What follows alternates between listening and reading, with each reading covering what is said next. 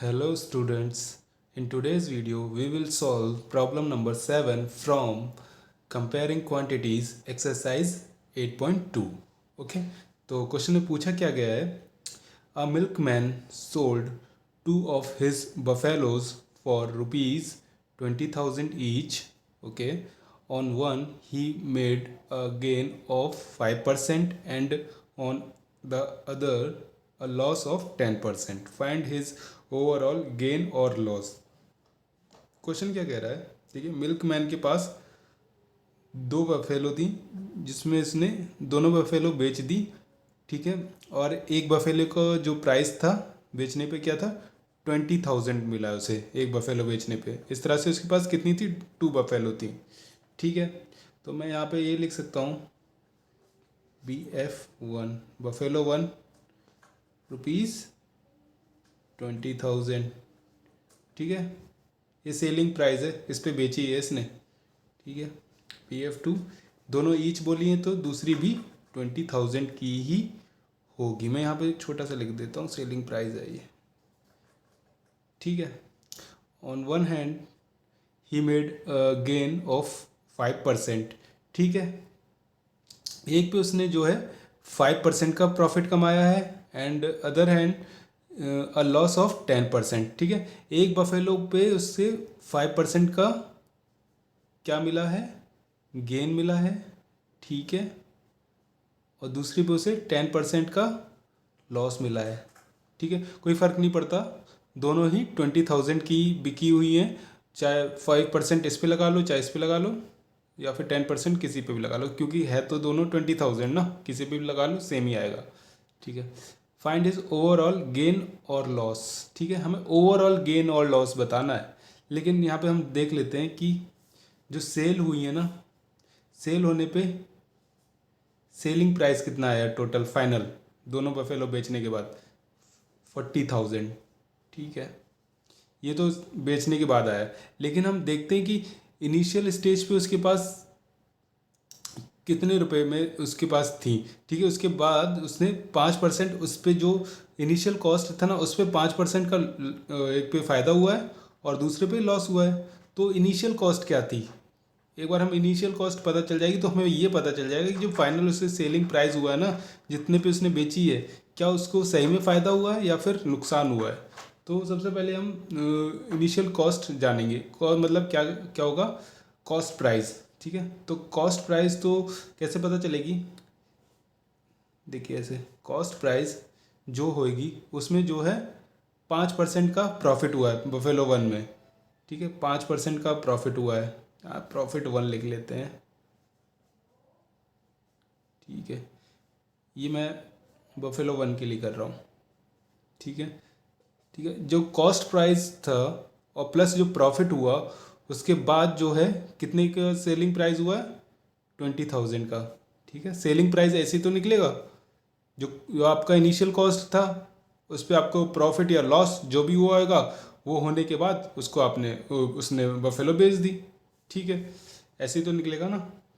तो cost price क्या था मुझे नहीं पता, क्या जब मैथ में चीज़ नहीं पता होती क्या होता है, तो क्या होता है एक्स होता है वो हमेशा, ठीक है। प्रॉफिट कितने का हुआ है, 5% का हुआ है।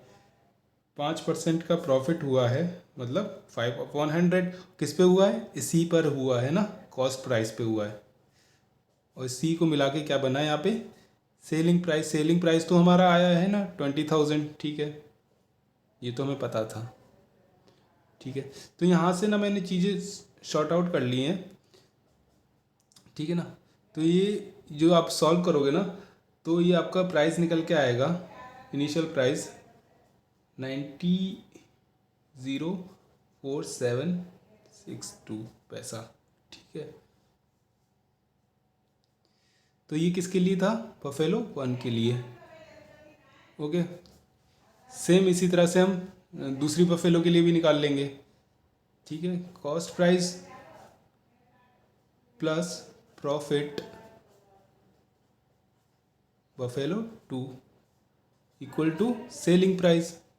तो इसका भी मुझे नहीं पता एक्स, और इस पर क्या हुआ है यहाँ पे लॉस दिखा रहा, तो यहाँ पे हम लॉस भी लिख सकते हैं, मैंने प्रॉफिट लिख दिया, लॉस लिख लेते हैं, क्योंकि ना जो आपका इनिशियल कॉस्ट होता है उस पर चाहे प्रॉफिट हो या लॉस हो, और उसको एक बार बेच दिया तो वही उसका क्या बनता है, सेलिंग प्राइस बनता है। ठीक है, तो यहाँ पे लॉस हुआ तो लॉस लिख लेते हैं हम 10% का।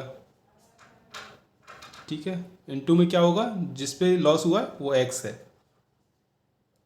सेलिंग प्राइस तो 20,000 ही रहेगा। ठीक है, सेम मैंने भी इसका कैलकुलेशन कर लिया जिस तरह से उसका बफेलो 1 के लिए किया था, बफेलो 2। ठीक है, तो ये इसका रेट आएगा 22,222.22 पैसा। ठीक है, ये इसका इनिशियल कॉस्ट देखिए, दोनों के जो बफेलो 1 का जो कॉस्ट था, इनिशियल कॉस्ट वो 19,047 रुपीज़ था और 0.62 पैसा। ठीक है, ये इसका इनिशियल कॉस्ट था। इस पर क्या हुआ था कि 5% का गेन मिला था उसे, 5% का प्रॉफिट मिला जिससे वो 20,000 की बेच पाया। ठीक उसी तरह से जो बफेलो 2 थी उस पर 22,222.22 पैसा। ठीक है, ये इतने की थी इनिशियल कॉस्ट, लेकिन बेचा कितने में उसने, 20,000 में, मतलब कि 10% का इसको लॉस लेना पड़ा दूसरी बफेलो के लिए। ठीक है, तो अब मुझे ये तो पता था कि जो फाइनल मेरा सेलिंग प्राइस था दोनों को मिला के कितना मिला, 40,000। जो फाइनल जो मैंने यहाँ पे प्रॉफिट लॉस सब कुछ मिला लिया तो मुझे फाइनल सेलिंग प्राइस उसका 40,000 मिला। ठीक है, और लेकिन अब यहाँ पे मैं कहूँ कि इनिशियल जो इसके पास इनिशियल कॉस्ट कितना था, तो इनको मैं जोड़ लेता हूँ। ठीक है, XBF1 प्लस XBF2। ठीक है, जोड़ने पे इन दोनों को कितना आएगा, ये आया मेरा 41,269.84 रुपीज़। ओके, ये इसका कॉस्ट प्राइस है। ठीक है, कॉस्ट प्राइस है, इनिशियल कॉस्ट प्राइस है।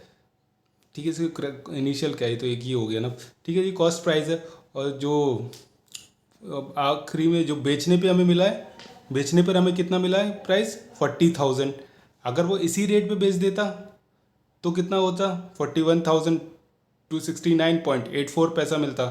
ठीक है, लेकिन इसने ना थोड़ा सा किसी पे 5% का गेन ले लिया है और किसी पे 10% का लॉस ले लिया, तब जाके उसने 40,000 बेचा।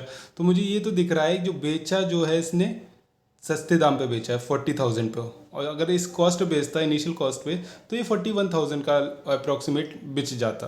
लेकिन यहाँ पे मुझे दिख रहा है कुछ लॉस हुआ है, तो यहाँ पे लॉस आपको बताना है, क्योंकि आपको ओवरऑल बताना है कि गेन हुआ है या लॉस हुआ है। तो सेलिंग प्राइस जो आपको कॉस्ट प्राइस है माइनस सेलिंग प्राइस कर दोगे तो मुझे यहाँ पे क्या मिल जाएगा, 40,000 माइनस 41,269.84 पैसा। तो इसको घटाने के बाद मुझे 1,269.84 पैसा मिल जाएगा। मतलब इतने का लॉस हुआ है ओवरऑल। ठीक है, बफेलो बेचने पे। होप सो आपको ये क्वेश्चन अच्छे से समझ में आया होगा। अगर आपको ये क्वेश्चन अच्छे से समझ में आया तो प्लीज़ मेरे चैनल को like and share and subscribe करना बिल्कुल भी ना भूलें। Thank you so much.